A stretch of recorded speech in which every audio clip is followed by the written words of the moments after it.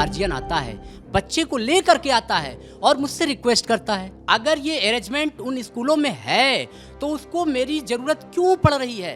कि आप एक तरफ कह रहे हैं कि पूंजीवाद की तरफ चलो, निजीकरण की तरफ, आर्थिक उदारीकरण की बात कर रहे हैं और कोचिंग वालों पर प्रतिबंध लगा रहे हैं आप, ऐसा क्यों? कुछ चीज़ें ही आप ऑनलाइन चला सकते हैं, लेकिन आप ये कहें कि आप पूरा ऑनलाइन चला देंगे और आप पैसे कलेक्ट कर लेंगे, पढ़ा लेंगे, बैच खड़ा कर लेंगे, प्रॉफिट कमा लेंगे, ये संभव नहीं है सर।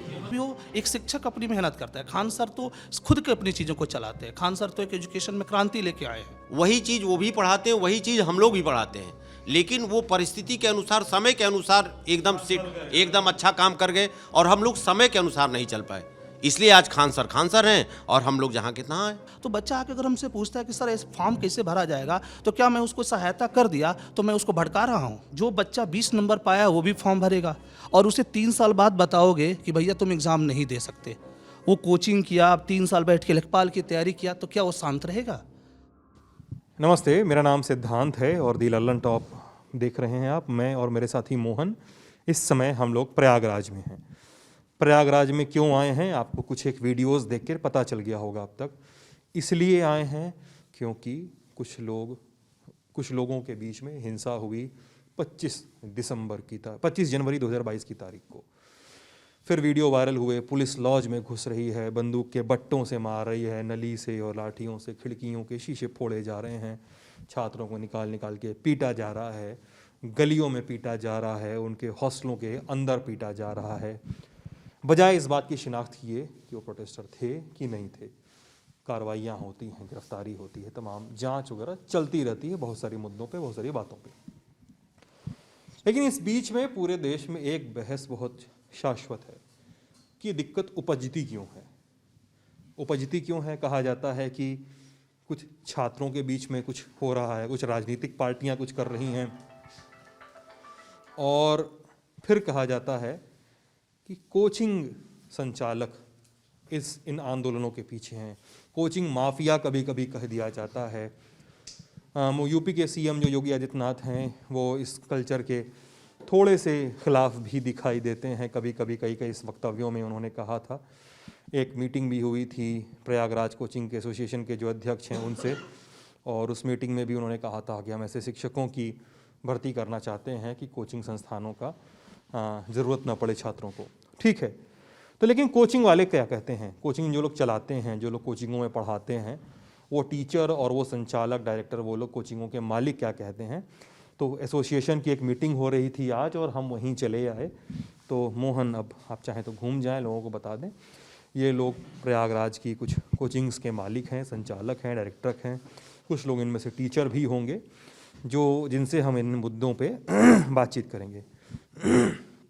सबसे पहली बात, मेरा सबसे पहला सवाल है आप लोगों से, क्योंकि एक अजीब सा बड़ा फॉर्मल सा लग रहा है कि मैं यहाँ खड़ा हूँ और आप लोग टीचर होके बैठे हुए हैं बेंचों पे, तो वो थोड़ा अजीब सा लग रहा है। तो मेरा सवाल आप लोगों से ये है कि ये जो पूरी 25 तारीख की घटना है, इस बारे में नहीं, इसके पहले भी कई बार कहा जाता है आंदोलनों के पीछे, छात्र आंदोलनों के पीछे कोचिंग माफियाओं का हाथ है। कोचिंग के साथ संचालक नहीं, कई बार माफिया शब्द जोड़ा जाता है। ये आरोप लगाए क्यों जाते हैं? सही है गलत है ये मैं बाद में आऊँगा। लगाए क्यों जाते हैं? क्या घुन भी है कहीं ना कहीं आटे में? सर आपसे शुरू करें। क्या बैठे रहे, क्या नाम है आपका? देखिए, ये जो आरोप लगाना है कि नाम क्या आपका? मैं डॉक्टर सीपी शर्मा हूँ, अध्यक्ष हूँ प्रयागराज कोचिंग एसोसिएशन का जी, बताइए। किसी के बारे में कह देना कि भाई वो कोचिंग माफिया है, वो क्रिमिनल है, वो जो है मतलब गलत काम कर रहा है, जब तक कोई आपके पास में प्रूफ ना हो, कोई ऐसा एविडेंस आपके पास ना हो, तो आप किसी को इस तरह से आप ब्लेम नहीं कर सकते।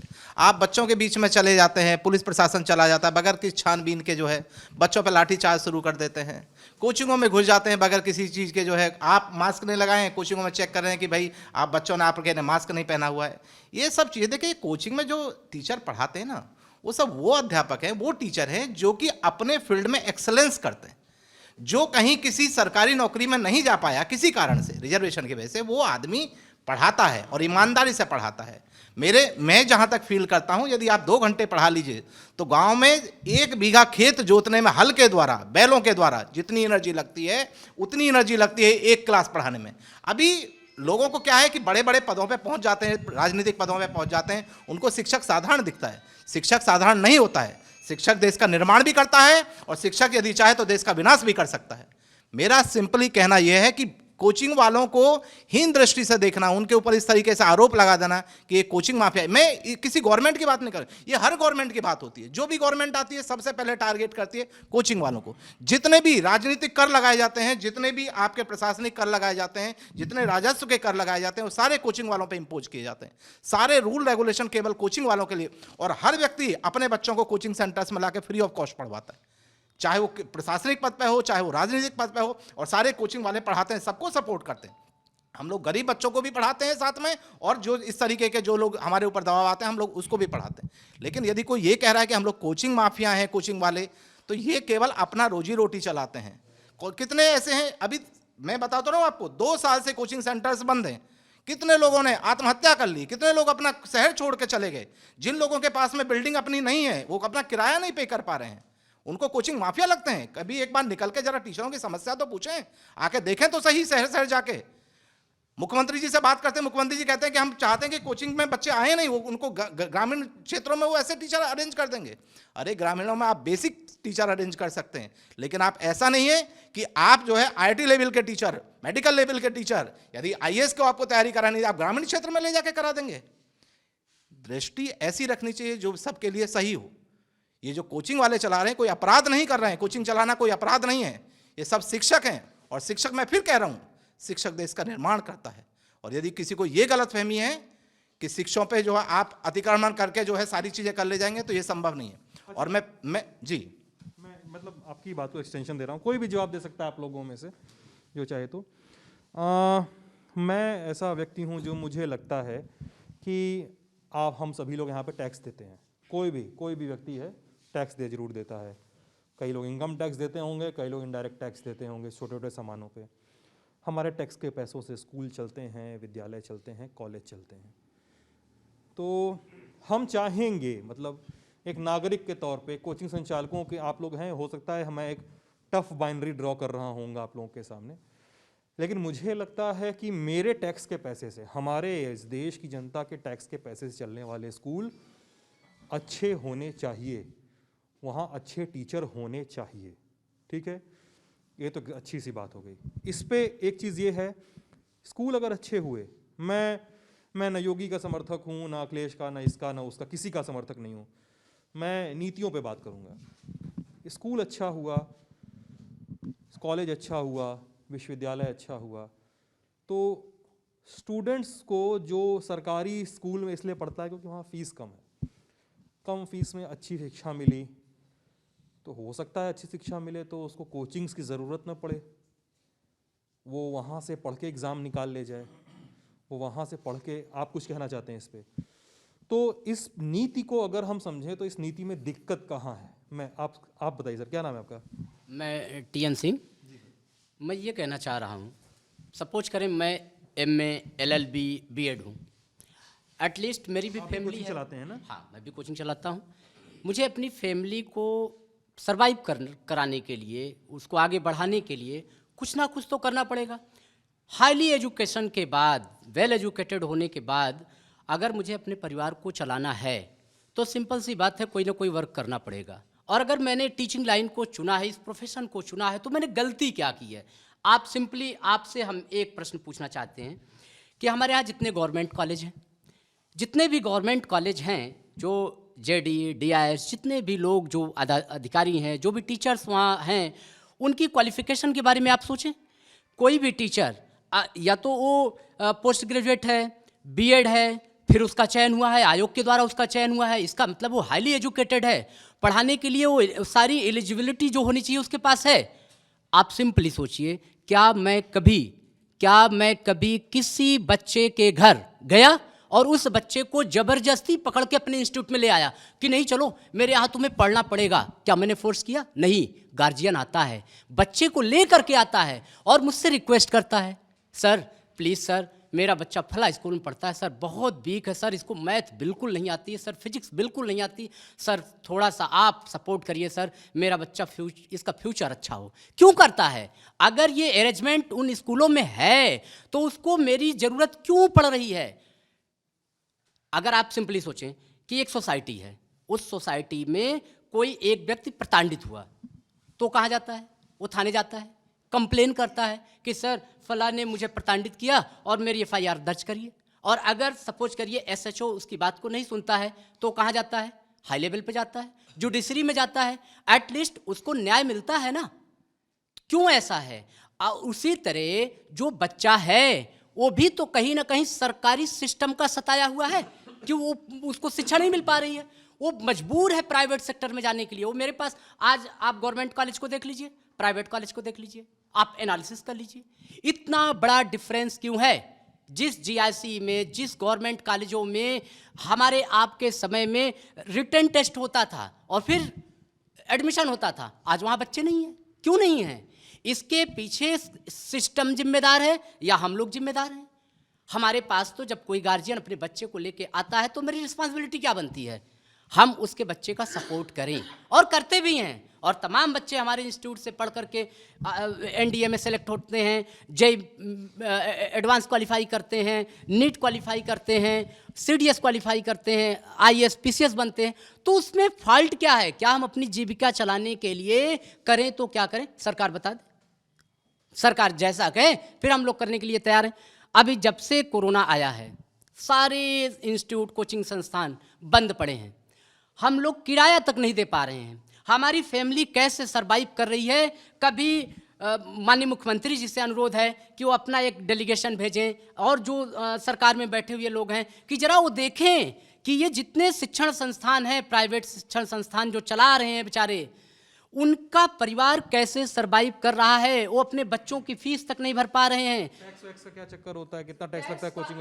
एक लिमिटेशन होती है, और हम लोग ईमानदारी से जो भी गाइडलाइन सरकार की होती है, जीएसटी है, टैक्स है, हम लोग सब कुछ पेड करते हैं। हम कहते हैं अगर हमारे बीच कोई ऐसा व्यक्ति है जो सरकार की गाइडलाइन को फॉलो नहीं कर रहा है या टैक्स नहीं दे रहा है, तो सिस्टम तो आपका है ना, आप उसके खिलाफ कार्यवाही करिए।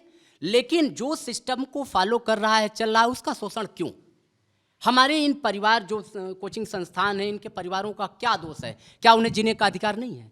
वो करें तो क्या करें, कहाँ जाएं?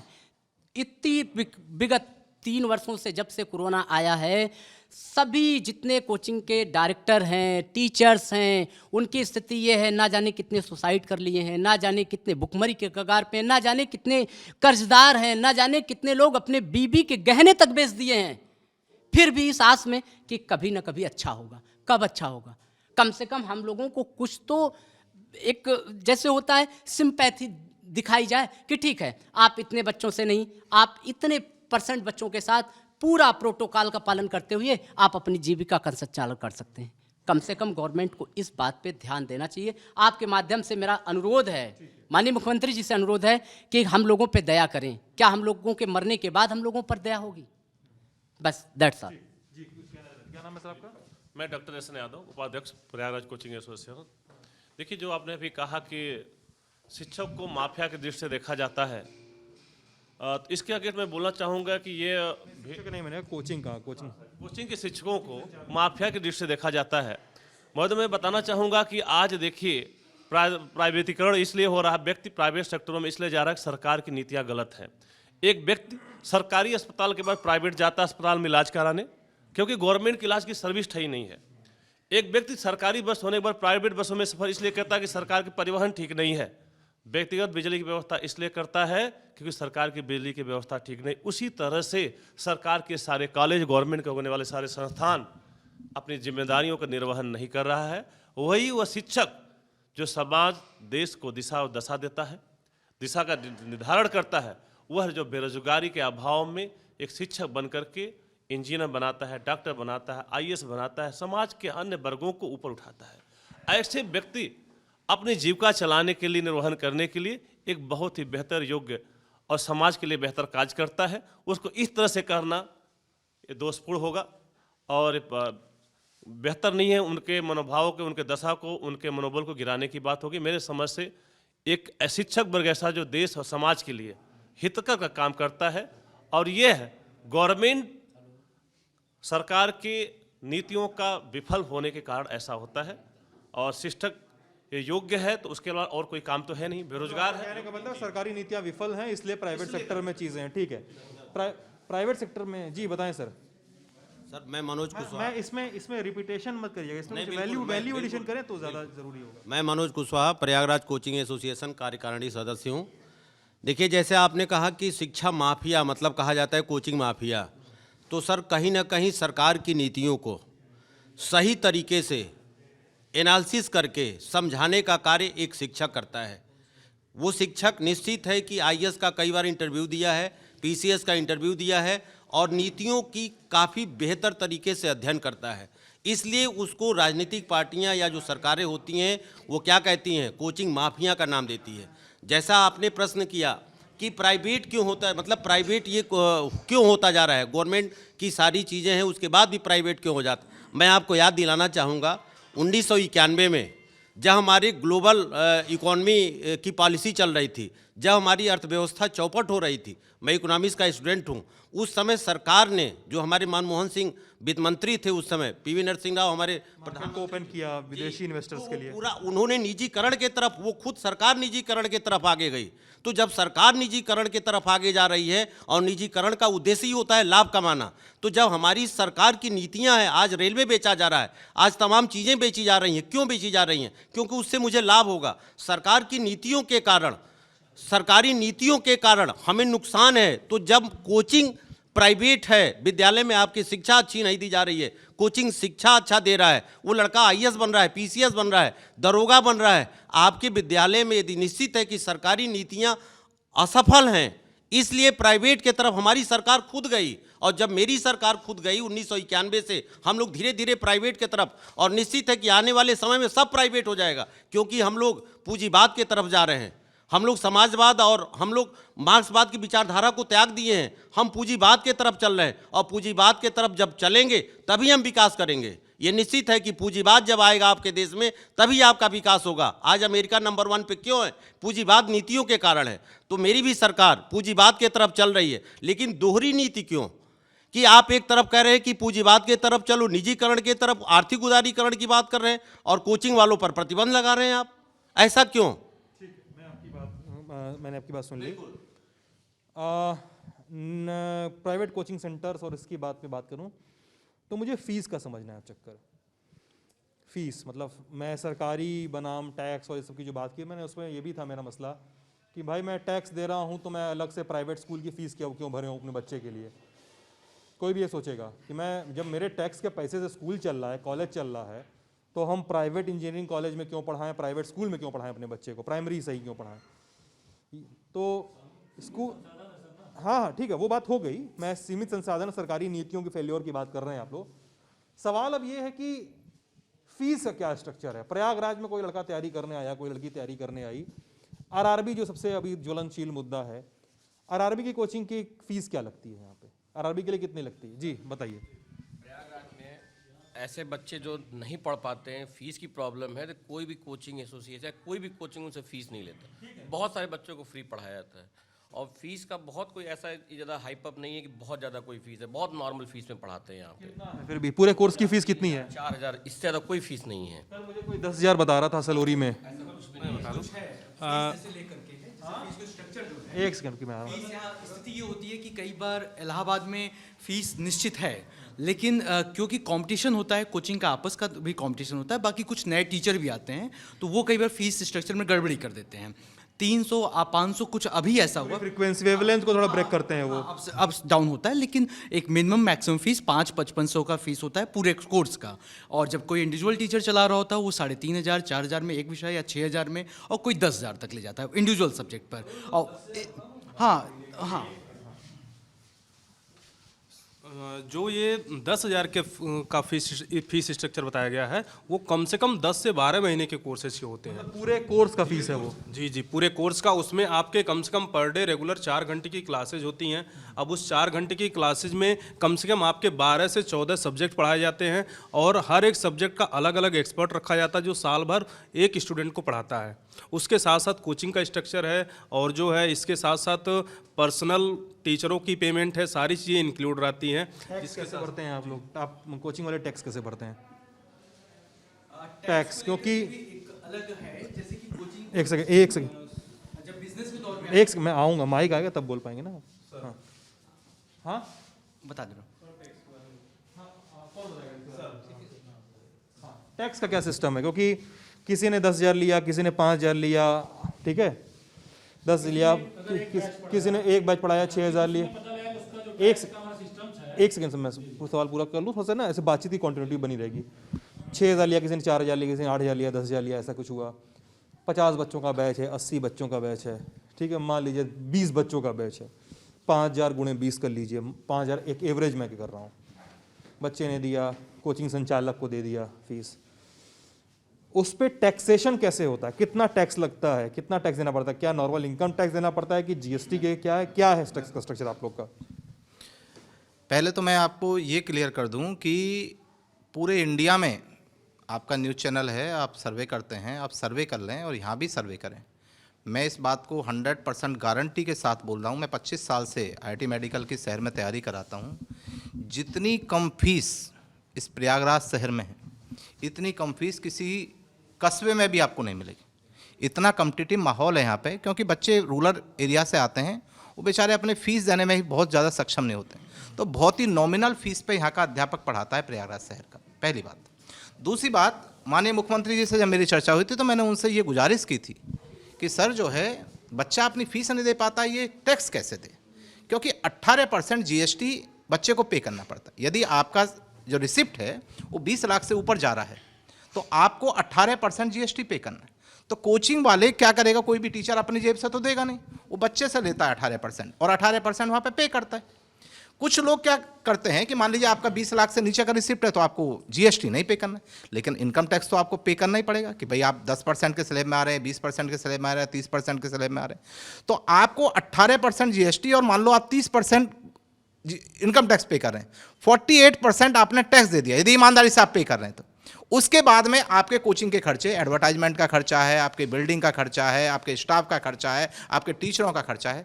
तो मैं यदि सारी चीज़ों को निकाल दूं तो एज ए टीचर मैं बता रहा हूं आपको 10% भी 100 रुपये यदि उसने कलेक्ट किया तो 10 रुपये उसको साल भर में उस पर मिलता है, और साल भर पढ़ाता है यहाँ का टीचर।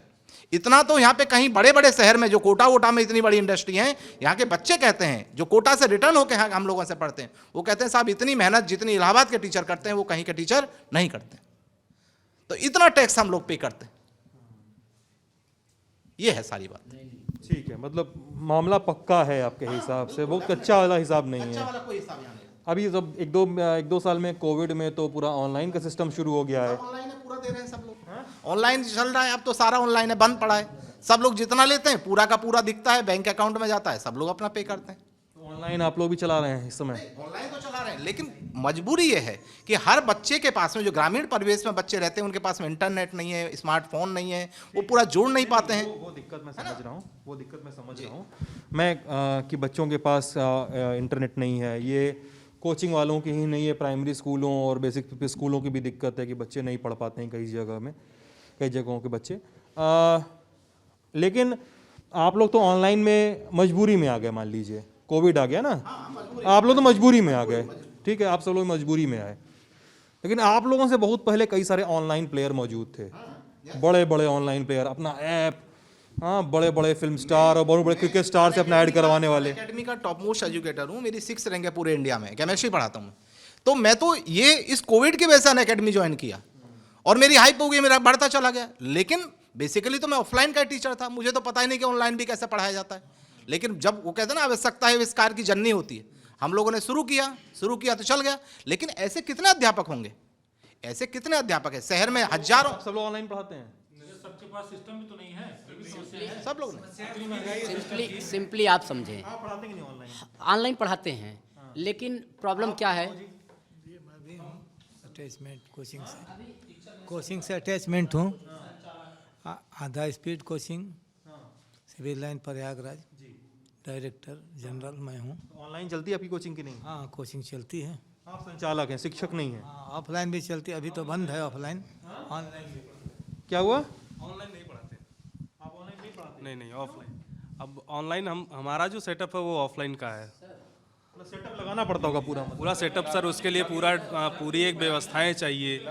और जो टीचर्स है ऑनलाइन ऑफलाइन को बहुत सटीक तरीके से समझने की कोशिश करिए। बहुत सारी चीज़ें हैं जो ऑनलाइन चल सकती है, बहुत सारी चीज़ें ऑनलाइन नहीं चल सकती हैं। ये रियलिटी है। कुछ चीज़ें ही आप ऑनलाइन चला सकते हैं, लेकिन आप ये कहें कि आप पूरा ऑनलाइन चला देंगे और आप पैसे कलेक्ट कर लेंगे, पढ़ा लेंगे, बैच खड़ा कर लेंगे, प्रॉफिट कमा लेंगे, ये संभव नहीं है सर। बहुत सारे बच्चे ऑफलाइन ही पढ़ना चाहते हैं और ऑफलाइन ही पढ़ना चाहते हैं, ऑफलाइन फीस देना चाहते हैं। और टीचर का भी माइंड सेट होता है ऑफलाइन के लिए, बच्चों का भी सेट होता है ऑफलाइन के लिए। ना तो इतने संसाधन हैं कि आप इतना बड़ा आप पैनल लगाइए, कैमरा लगाइए, उसके लिए एम्प्लॉय रखिए, सेटअप बनाइए, और बच्चों के पास भी इतना हाई सेटअप नहीं है कि वो कि डेटा इतना पैक वो खर्च करके वो पढ़ सके। और दूसरी बात सर, पढ़ाने का जो आनंद होता है वो ऑफलाइन का होता है, 1-to-1 का कनेक्शन बनता है। वाली भी बात है और सेटअप वाली भी बात है। और बच्चों को समझ भी ज़्यादा आता है ऑनलाइन, ऑफलाइन में बच्चों को समझ में ज़्यादा आता है। ये भी तो बात है ना, बच्चों को आखिर में एग्जाम तो ऑफलाइन ही देना है आपको। ऑनलाइन जो है वो दीर्घकाल के लिए, मतलब उसमें बहुत लंबा समय लगता है। आप आज शुरू करेंगे तो ये मान के चलिए कम से कम 1 ईयर आपको लगेगा इस्टेब्लिश होने में। तो अर्निंग कुछ नहीं और खर्च बहुत ज़्यादा होता है। लकड़ी 90 खर्चा। बिल्कुल। तो इसलिए तत्काल से यदि ऑनलाइन आप शुरू कर रहे हैं, जैसे हमने अभी शुरू किया 10 दिन पहले, आ कुछ नहीं रहा है, जा लगातार रहा है। कितना पूंजी लगाना पड़ा ऑनलाइन शुरू करने? कम से कम 5 लाख रुपए। क्या क्या लगा है, क्या क्या करना पड़ा? उसमें डिजिटल बोर्ड लगा, कैमरा लगा, 2 टेक्नीशियन आते हैं, सिस्टम लगा, कंप्यूटर 2 ठो लगा, ये सब मिला जुला के लगभग 5 लाख रुपए खर्च हुए। और लगातार हर महीने में 15-20 हज़ार जा रहा है, लेकिन आ भी कुछ नहीं रहा है। 1 ईयर के बाद हो सकता है कि कुछ आए, 1 ईयर के बाद। तो इसलिए ऑनलाइन बहुत ज़्यादा कंफर्टेबल नहीं, मतलब बहुत अच्छा नहीं है, लेकिन मजबूरी है ऑनलाइन पढ़ाना जब ऑफलाइन बंद है। तो वो रिदम नहीं आ पाता है। क्या बोल रहा है? फीस सबसे बड़ी समस्या सर, आप बताएं उसको पूरी बात। मैं doctor Praveen Chaturvedi, Prayagraj coaching association का सचिव। देखिए, ऑनलाइन और ऑफलाइन की एक क्रोनोलॉजी है। जो टीचर पहले से ऑफलाइन में रमा है, चला है, जैसे मान लीजिए कोई क्वेश्चन हम ऑफलाइन में कराते हैं तो बच्चों को हम 2-3 मिनट का समय देते हैं कि भाई बच्चा अपने मन से 80% क्वेश्चन को सेट कर लेता है, सॉल्व कर लेता है, उसके बाद हम उस क्वेश्चन को बनाते हैं। ऑनलाइन में क्या कंडीशन है कि बच्चा, टीचर जब आता है पीपीटी के माध्यम से, अपने टेक्नोलॉजी के माध्यम से क्वेश्चन दिखाता है और उस क्वेश्चन को एकदम बैल की तरह करते जाता है। टीचर और स्टूडेंट का जो रिलेशन होता है वो ऑनलाइन में सेट नहीं हो पाता। दूसरी चीज़, ऑनलाइन में पहले से इतनी बड़ी बड़ी संस्थाएं जो टोटली बिजनेस बना चुकी हैं एजुकेशन को, जैसे कुछ संस्थाएं जिसका मैं नाम नहीं लूँगा। मतलब सर, डॉक्टर साहब, बिजनेस तो सबके लिए है ना, मतलब सब कोई तो पैसा ले रहा है, किसी को पैसा दे रहा है, सब वहाँ से कोई ना कोई पैसा कमा रहा है। एक छोटा मोटा बिजनेस कोई खराब चीज़ थोड़े होती है, कोई भी बिजनेस कर रहा है। पहले से स्थापित संस्थाएं हैं वह इस मार्केट में, मतलब हाँ जी, कुछ ऐसी संस्थाएं हैं पहले से जो इतनी न्यूनतम फीस कर देती हैं, है ना। हम मतलब ऑफलाइन को ख़त्म करने के लिए इतनी न्यूनतम फीस, अब बताइए 99 रुपये में मैथ का कोर्स लॉन्च हो जाए। अब हम जो ऑफलाइन में जो कोर्स हम 1400 में और 2000 में पढ़ाते हैं वो हम 99 रुपये में कैसे लेके आएँ। दूसरी चीज़ कि सेटअप जो हमारा है, न्यूनतम खर्च जो है हमें सेटअप लगाने में कम से कम 5 लाख रुपया लगेगा। ऑफलाइन के सेटअप में क्या है कि हमारे द्वारा, हम ही नहीं, हमारे साथ साथ कम से कम 20 परिवारों का खर्च चलता है। हमारा क्या कहते हैं, प्यून आता है, हमारा गार्ड आता है, और भी शिक्षक लोग होते हैं, लेकिन ऑनलाइन में ये सब चीज़ें नहीं हैं। तो कई तरह से अभी ऑनलाइन में हम लोगों को पूरी तरह से ऑफलाइन के शिक्षकों को आने में समय लगेगा। ऐसा मैं नहीं कह रहा हूँ कि इतना जल्दी हो जाएगा, लेकिन हम दोनों को लेके चलेंगे। और आप जानते भी हैं कि ओरिजिनल जो शिक्षा का माहौल होता है वो ऑफलाइन क्लास में ही आता है। मुझे इतना सुन के लग रहा है कि ऑफलाइन वालों की ऑनलाइन वालों से ज़्यादा बनती है नहीं, थोड़ा सा है। हम भी ऑनलाइन में है, पिछले 3 सालों से ऑनलाइन में है, लेकिन जो स्टूडेंट का है, अब स्टूडेंट पता नहीं क्या कर रहा है। हम यहाँ तो बच्चा बैठा रहता है तो उसे डांट भी सकते हैं ना, मैथ की उसकी कॉपी चेक कर सकते हैं ना, ऑनलाइन में हम क्या चेक करेंगे। किसी बच्चे के साथ साथ पढ़ाते समय आई कांटेक्ट होना बहुत ज़रूरी है, ताकि मुझे समझ में आए कि सामने वाले को क्या जा रहा है, क्या नहीं आ रहा। कई बार हम बच्चे का फेस रीड करके भी ये पहचान पाते हैं कि उसको चीज़ें हमारी जो हम बता रहे हैं वो समझ भी पा रहा है या नहीं समझ पा रहा है। ऑनलाइन में कई बार बच्चा क्या होता है कि वो सामने बैठा हुआ और वो पूछ नहीं रहा है, बट कई बार ऑफलाइन क्लासेस में हम देख के बच्चे को ये फील कर लेते हैं कि इस बच्चे को ये बात हमारी समझ में आई, शायद इस बच्चे को ये बात हमारी नहीं समझ में आई, तो हम कोशिश करते हैं कि उससे दोबारा वो सवाल करें कि क्या तुम्हें ये समझ में आया, तो हो सकता कैमरा ही ऑफ कर लिया अपना, पता ही नहीं चला क्या कर रहा है। एक समस्या ये भी जैसे पेमेंट को लेकर के, जैसे सर ने बताया डिफरेंस बहुत ज़्यादा है, जो 99 रुपये, कई 50 रुपये, कुछ लोग 100 रुपये में पूरा कोर्स लॉन्च कर रखे हैं। तो ये बात सच है कि बहुत सारी संख्या, सबसे बड़ी इकोनॉमिकल जो बड़ी प्रॉब्लम क्रिएट होती है, जब चैनल चलेगा, सब्सक्राइबर बढ़ेंगे, लाइक वो बढ़ेंगे, तब जाकर के हमें यूट्यूब कंपनी कुछ पैसा देगी, अन्यथा वो भी नहीं मिलता। और 5 लाख रुपये तो केवल पूंजी आपने सेटअप लगाने में किया, जो कमरा लेंगे वो अलग किराया मंथली, और अगर वो आपका घर 5 लाख का सेटअप, बिजली बत्ती, इंटरनेट का खर्चा, मंथली पेमेंट भी आपको 2 व्यक्तियों को रखना पड़ेगा, जो आपको टेक्नीशियंस होंगे, कैमरामैन होगा, उसका टेक्नीशियन होगा, वो मंथली आपको देना पेमेंट कर। तो ये एक बड़ी समस्या क्रिएट कर रहा है, जो कि ये जो कोचिंग संचालक छोटे छोटे जो डेवलप कर रहे हैं, वो एकदम धराशायी हो चुके हैं। तो ये सब जो क्या क्या है, एक तो बायजूस है और अगन अकेडमी, खान सर, ये लोग मतलब बहुत तो पूरी तरह से, अगर जैसे कंपनी है बहुत बड़ी है वो, तो शाहरुख खान तो विज्ञापन करता था ना उसका। आप जिस एजुकेशन के लिए कोई टीचर नहीं मिला उनको, और शाहरुख खान उसका ऐड करते हैं, तो शाहरुख खान फ्री में ऐड तो करते नहीं होंगे। जो कंपनी बीसीसीआई को हायर कर रही है, तो आप समझ सकते हैं कि कितनी बड़ी स्पॉन्सर कर रही है, स्पॉन्सर, हाँ, बीसीसीआई को स्पॉन्सर कर रही है, जो पहले पेप्सी और कोको कोला करते थे। तो बायजूस तो मान लीजिए ऑनलाइन में आया, जो क्या उसकी क्रोनोलॉजी हम तो आज तक नहीं समझ पाए, लेकिन वो कहाँ से चीज़ें करता है अब वही जाने। हम लोग तो इसलिए अपनी आजीविका को चलाने के लिए कोचिंग, हम तो फेल्योर हैं। इनका बड़ा रौला रहता है खान सर का। नहीं, देखिए, खान सर हो या हम हो, कोई भी हो, एक शिक्षक अपनी मेहनत करता है। खान सर तो खुद के अपनी चीज़ों को चलाते हैं, खान सर तो एक एजुकेशन में क्रांति लेके आए हैं, लेकिन इन कंपनियों की क्रोनोलॉजी को हम लोग नहीं समझ पाए। हम लोग खान सर को कैसे परसीव करते हैं इलाहाबाद के टीचर लोग, क्योंकि मुझे पता चला कि कई सारे स्टूडेंट्स खान सर से भी पढ़ते हैं यहाँ पे, मुझे कहीं पता चला। खान सर एक प्रकार से एक ऐसे टीचर हैं जिनका फीस स्ट्रक्चर भी और सारी चीज़ें उन बच्चों के लिए ज़्यादातर जो है लाभप्रद होती हैं जिनके पास पैसों की कमी या ऐसी चीज़ है। एक प्रकार से उनका एक ऐसा सेटअप है कि जो है वो उन बच्चों के लिए जो कि कोचिंग संस्थान तक नहीं पहुंच पा रहे हैं या सारी चीज़ें हैं, उनके लिए बहुत लाभप्रद साबित होता है। और बात यहाँ पे जैसे प्रयागराज कोचिंग एसोसिएशन की जो मीटिंग है, आज मेन रूप से यही उद्देश्य है कि यहाँ पे और जो सारे टीचर हैं, इतने दिन से कोचिंग संस्थान बंद पड़े हैं, सभी प्राइवेट टीचर हैं, अब एक प्रकार से बेरोजगार हो गए, उनकी आज कोविड का सारा बताया उन्होंने। परिस्थितियों के वो जनक हैं। जब कोविड आया तो सबसे पहले खान सर ने अपना सेटअप डाल के अपने कमरे पर वो वाइट बोर्ड पे पढ़ाना शुरू किए। तो उस समय जब कोई सिस्टम नहीं था किसी के पास, तो खान सर उस समय जब पढ़ाने लगे, बच्चे उनको लाइक करने लगे, और परिस्थितियों के कारण खान सर बहुत बड़े टीचर हो गए। वही चीज़ वो भी पढ़ाते हैं, वही चीज़ हम लोग भी पढ़ाते हैं, लेकिन वो परिस्थिति के अनुसार, समय के अनुसार एकदम अच्छा काम कर गए, और हम लोग समय के अनुसार नहीं चल पाए। इसलिए आज खान सर हैं, और हम लोग जहाँ कितना हैं। तो खान सर बेहतर टीचर हैं, नो डाउट, अच्छे टीचर हैं खान सर, अच्छा पढ़ाते हैं, हम लोग भी देखते हैं उनका वीडियो। लेकिन ऐसा नहीं है कि वही चीज़ इतिहास में बाबर को कहीं से नहीं लाएंगे। बाबर को हम भी पढ़ाते हैं, बाबर को वो भी पढ़ाते हैं, लेकिन वही है कि परिस्थिति के अनुसार 1857 वहाँ पे भी, 1857 यहाँ पर भी है, वो वाली बात, मतलब फैक्ट को थोड़ी कोई बदल पाएगा। ठीक है, अच्छा, अब मेरा 2-3 चीज़ों पे सवाल है आप लोगों से। हाँ, स्टूडेंट्स पे हम लोग कई सारे कार्यक्रम करते रहते हैं। हमारा एक सेक्शन ही है रंगरूट लल्लन टॉप का, जिसपे तो जिसपे हम कई सारी चीज़ों पर बातचीत करते रहते हैं। हमने कुछ प्रयागराज के टीचरों वगैरह से बहुत पहले भी बातचीत की है, मैं यहाँ इस ट्रिप पे आने के भी बहुत पहले से। तो कई सारे स्टूडेंट्स ट्विटर पे ट्रेंड चलाते हैं कई बार, कई परीक्षाओं को लेकर। मुझे पता है कि कई कोचिंग संचालक जो होते हैं या टीचर होते हैं, वो भी इन पूरे बच्चों के ट्रेंड को समर्थन करते हैं कि यार ट्रेंड चलाना कहाँ है, गलत थोड़े है। बड़े बड़े नेता चलाते हैं, बड़े बड़े पार्टियाँ चलाती हैं, फिल्म स्टार चलाते हैं, बच्चे चला रहे हैं, तो ट्रेंड चलाया जाता है। टीचर भी बोलते हैं कि हाँ ट्रेंड चला रहे हो तो चला लो ट्रेंड। अपने बच्चों को व्हाट्सएप ग्रुप में भेज दिए, टीचरों को भेज दिया, टीचर ने अपने ग्रुप में भेज दिया, तो एक खास दिन, एक खास समय पे ये ट्वीट होना है, उस दिन ट्रेंड हो गया, इस तरह से होता है। तो ये सब तो होता है प्रयागराज में, आप लोग शायद इसे डिनाई भी नहीं करेंगे, ठीक है।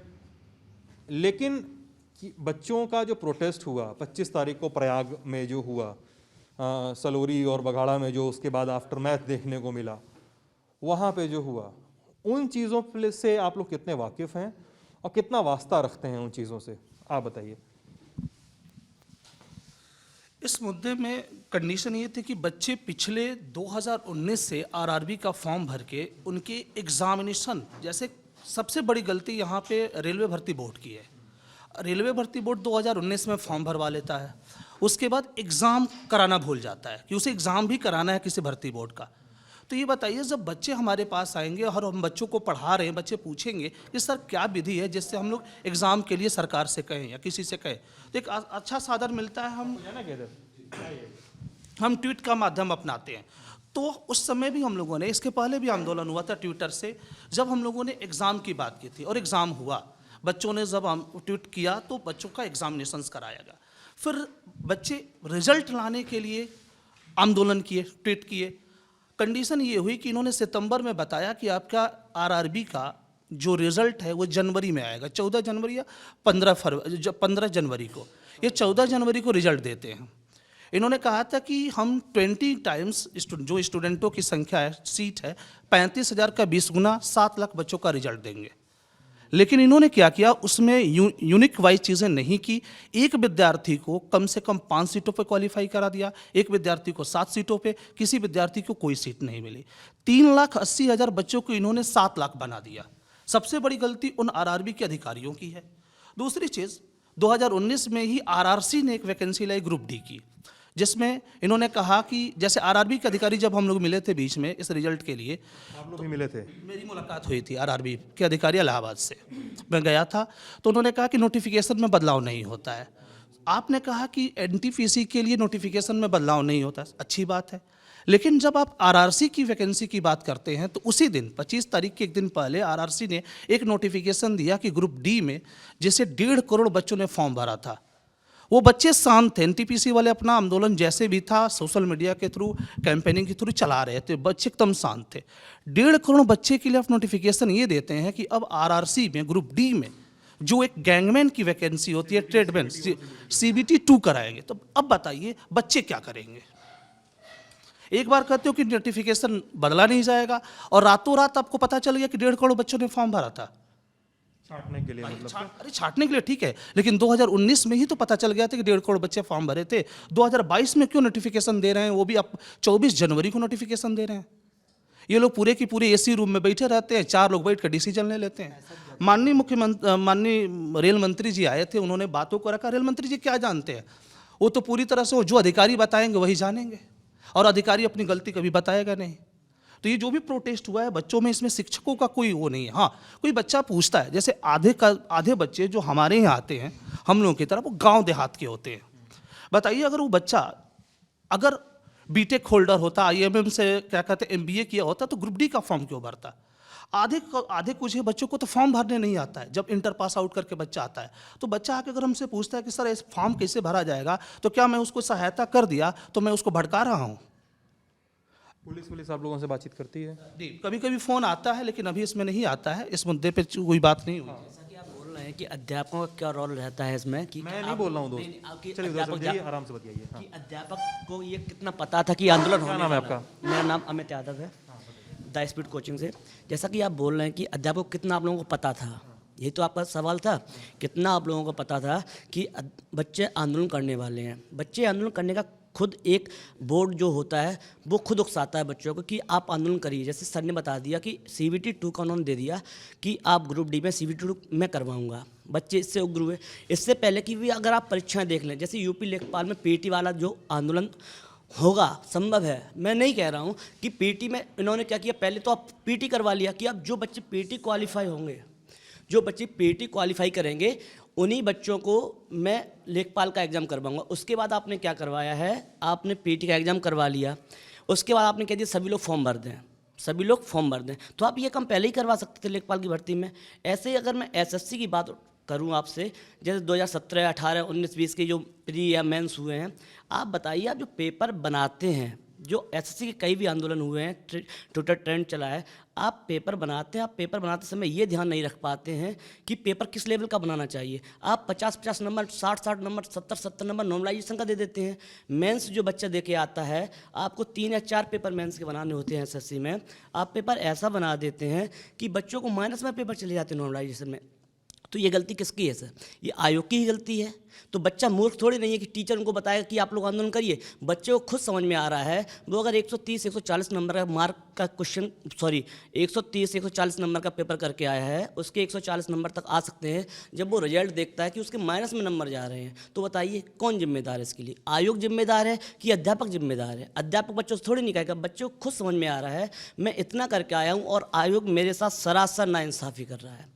सर ऐसी चीज़ें कई मुद्दे बन जाते हैं कि बच्चा उससे परेशान हो जाता है, इसलिए बच्चा आंदोलन करता है, ना कि इसमें कोई टीचर कोई हस्तक्षेप रहता है कि आप आंदोलन करिए। और हाँ, ये चीज़ रहती है कि जब बच्चा कहता है कि भाई मुझे आंदोलन करना है, तो ये बच्चे खुद अपने ग्रुप में जुड़े हुए होते हैं एक दूसरे से, वो आंदोलन के लिए करते हैं कि मैं हाँ। यानी आप लोग मानते हैं कि मुद्दे जायज़ हैं, और आप लोग का ये कहना है कि मुद्दे जायज़ हैं इनके? मुद्दे जायज़ हैं। सरासर गलती जो है यह भर्ती बोर्डों की है। भर्ती बोर्ड किसी भी भर्ती में कोई पारदर्शिता, किसी भी नोटिफिकेशन में कोई पारदर्शिता नहीं लेता। वह उत्तर प्रदेश अधीनस्थ सेवा चयन बोर्ड हो, रेलवे भर्ती बोर्ड हो या कर्मचारी चयन आयोग हो, इनके नोटिफिकेशन कुछ और होते हैं। 2-3 साल बाद एसी रूम से निकलते हैं, नोटिफिकेशन और डाल देते हैं। सबसे बड़ी प्रॉब्लम ये भर्ती बोर्ड जो बोर्ड होता है, बोर्ड क्योंकि मैं UPSSC का पेट का आंदोलन मैं स्वयं संचालन कर रहा था, तो पेट के आंदोलन में जब मैं भर्ती बोर्ड पे जाता हूँ, भर्ती बोर्ड कहती है शासन को मैंने भेज दिया, शासन डिसीजन लेगी।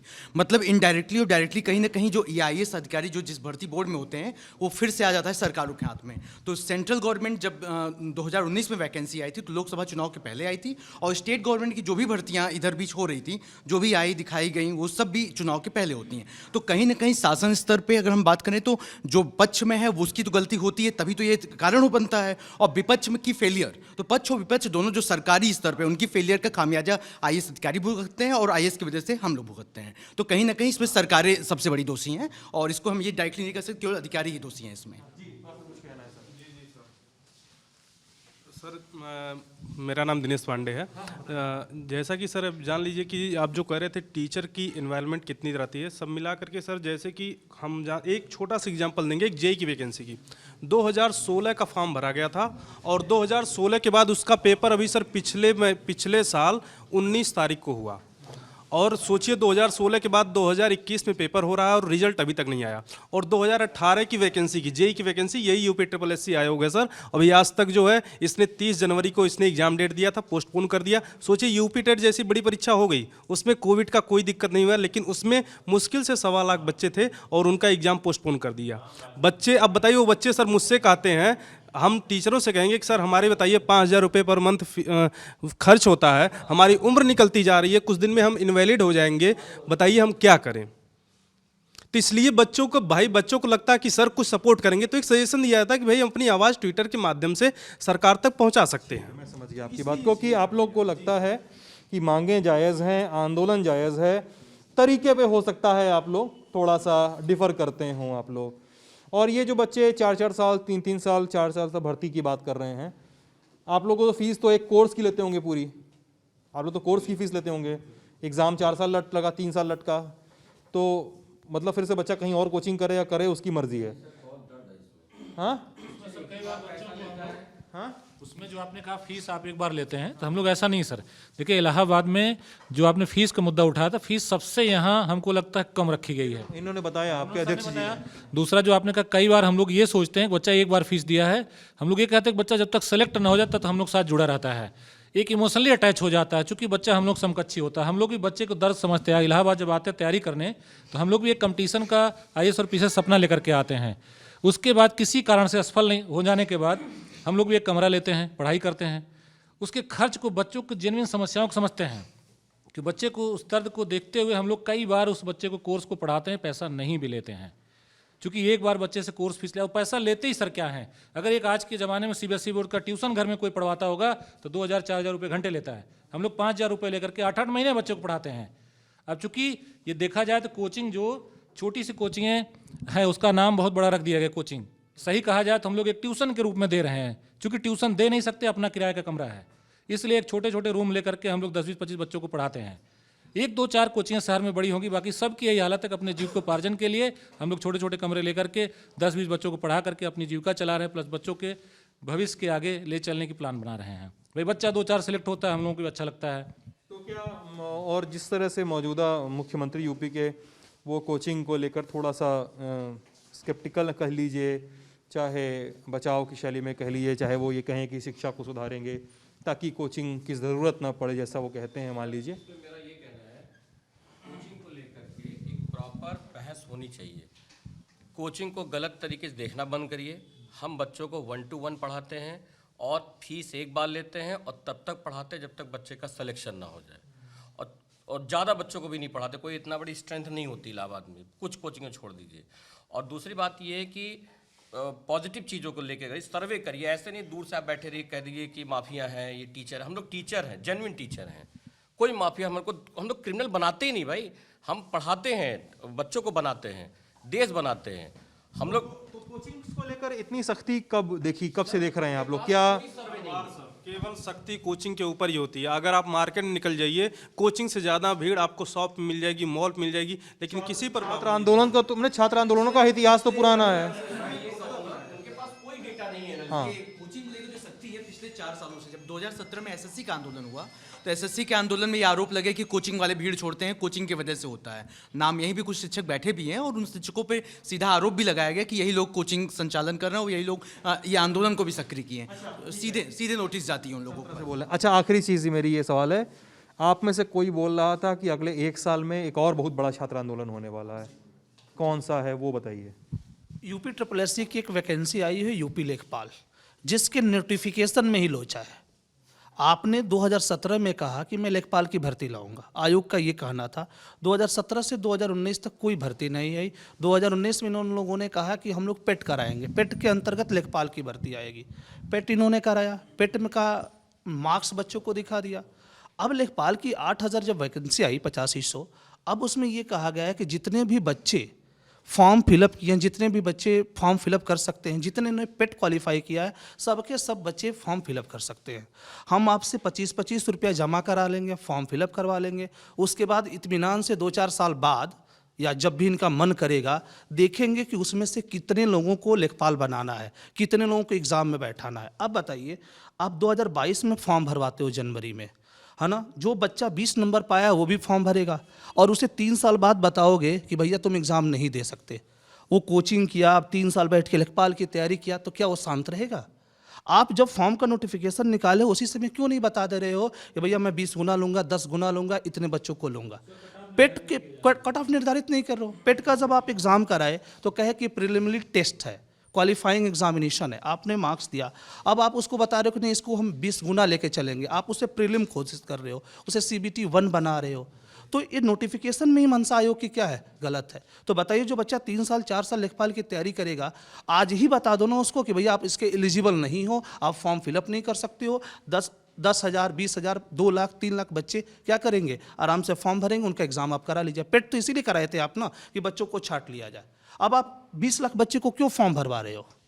तो बताइए, 20 लाख बच्चा तैयारी करेगा तो और उसे एग्जाम देने को नहीं मिलेगा तो क्या करेगा? दिक्कत यहाँ पे है। कमीशन को अपनी स्ट्रेटजी बदलनी पड़ेगी। पता नहीं कमीशन क्या सोच रहा है। चलिए, तो ये जी देखिए, एक परीक्षा थी, यूपी टेट की परीक्षा थी। आप सिंपली सोचें कि पहले तो पेपर आउट हो गया, कार्यवाही हुई, फिर से परीक्षा हुई, 23 जनवरी को परीक्षा संपन्न हुई। लेकिन सिंपली आप ये बताएं कि उस परीक्षा में भी, यूपी टेट की परीक्षा में, वो बच्चे बहुत नाराज़ हैं, कह रहे हैं जब 2017 का ही पेपर देना था, रिपीट पेपर देना था, ये तो कई सारे लोगों ने कई सारे आप बताएं, जो बच्चे क्वेश्चंस रिपीट हुए हैं, ये थे वो बड़े नाराज़ हैं इस बात को लेकर के कि ये तो इनडायरेक्ट वे में नकल करा दी गई कि 2017 का देख लो, वही आना है, और पूरा वही पेपर आया। इसमें भी कोई दो राय नहीं, सुप्रीम कोर्ट तक की ये मामला जा चुका है। पेपर देखा है? मैं खुद दिया हूँ, यूपी टेट का पेपर मैं खुद दिया था। मैं 2017 के कुछ मैथ्स के क्वेश्चन जो ऐसे रफली मैं देख के गया था, तो मुझे तो आंसर भी याद था। मैं तो जैसे देखा मैंने कहा हाँ ये आंसर सही है। मैं सॉल्व भी नहीं किया मैथ, क्यों? क्योंकि आंसर मेरे माइंड में था। तो ये कहीं ना कहीं ट्रांसपेरेंसी तो नहीं है। जैसे सर ने अभी कहा यूपी टेट को ही देख लीजिए, मैं 26 तारीख को मैंने भी लेखपाल का डाला है, क्योंकि ऐसा लग रहा है कि कोचिंग से नहीं चल पाएगा, एक गवर्नमेंट जॉब जरूरी है। मैंने भी डाला। मतलब समझा रहा है कि आप लोगों से कई सारे लोग तैयारी भी कर रहे हैं, कई सारे लोग तैयारी भी कर रहे हैं और कई सारे फॉर्म भी भर रहे हैं, कई सारे तैयारी करवा भी रहे हैं। स्टूडेंट खुश है कि हमें लेखपाल का एग्जाम देने के लिए मिलेगा।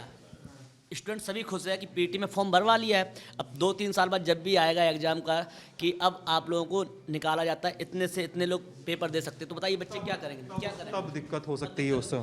खुद आयोग, हर एक आयोग की मैं बात कर रहा हूँ, चाहे एसएससी हो, चाहे यूपी SSSC हो, चाहे ये आरआरबी RRC हो, ये खुद एक ना एक ऐसा मतलब पॉइंट छोड़ देते हैं जिसमें बच्चे आंदोलन के लिए खुद हो जाते हैं। लेकिन बच्चों की भी ये गलती है कि उन्हें उग्र आंदोलन नहीं करना चाहिए, अपनी हर एक बात को शांतिपूर्वक तरीके से बोलना चाहिए। चलिए, तो ये बातचीत थी प्रयागराज के कोचिंग सेंटर्स के संचालक। फिर नहीं आप लोग पूछ पाए चले जी, तो मैं उसको पूरा कर दूं जल्दी से। हाँ, और दोहा के माध्यम से कर दूं ताकि एक अजूबा चीज़ रहे, सरकार के समझ में आवे।